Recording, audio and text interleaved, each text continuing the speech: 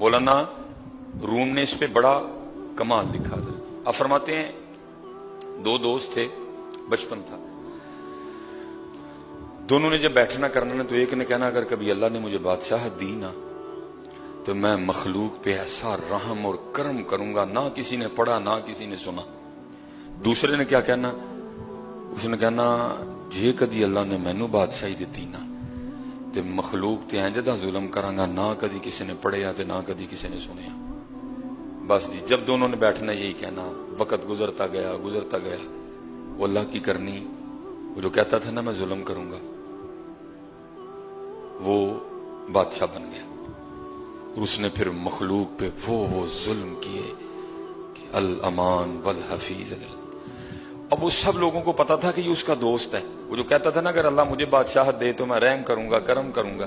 وہ سارے اکٹھے ہو کے نا آئے, وہ کہنے لگے او بھائی تیرا دوست ہے, اس کو سمجھا کچھ, کیا کر رہے ہو.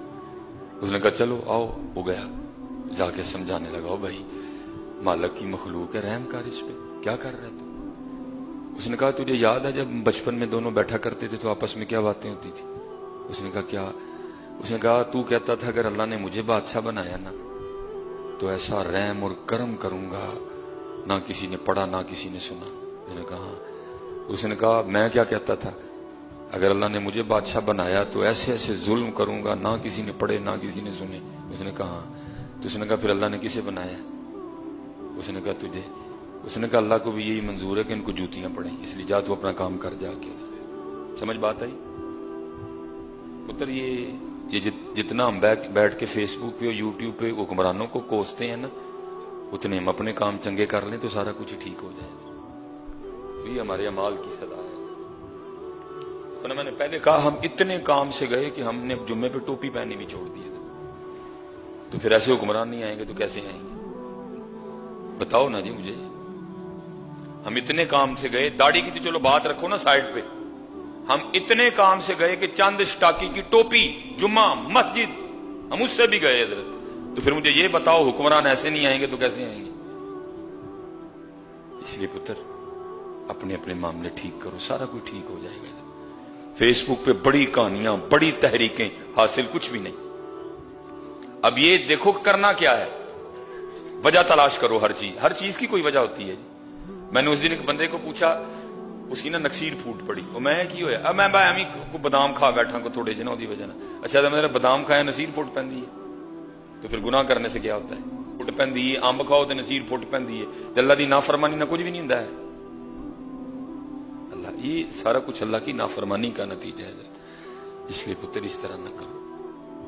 ہمارے جیسے میں نے کہا نا اپنا سودا بیچ کر بازار سننا, اسپیشلی میں نوجوانوں سے مخاطب جڑے تھوڑے جگہ لانگے تے نے پک گئے تے کہ بڑیاں دلیلاں نے سر تے نہ ٹوپی رکھن دی. میں نوجوانوں سے مخاطب حضرت سیدنا خباب رضی اللہ عنہ, یہ وہ صحابی رسول ہیں جن کے لیے لکھا ہے کہ ان کی جو پشت تھی نا وہ اس طرح تھی جیسے پیاز کا چھلکا ہوتا ہے. یہ اوپر ریڈ والا چھلکا نہیں, وہ جو خشک ہوتا ہے نا, اس کو اتارے تو اندر سے ایک اور سفید رنگ کا چھلکا نکلتا ہے. ریڈ چھلکے کے بعد لکھا ہے ان کی پشت اس طرح تھی جیسے پیاز کا چھلکا ہوتا ہے. ایک دن کسی نے امیر المومنین حضرت سیدنا عمر بن خطاب رضی اللہ تعالیٰ عنہ کو بتا دیا. آپ نے فرمایا بلا کے لاؤ خباب.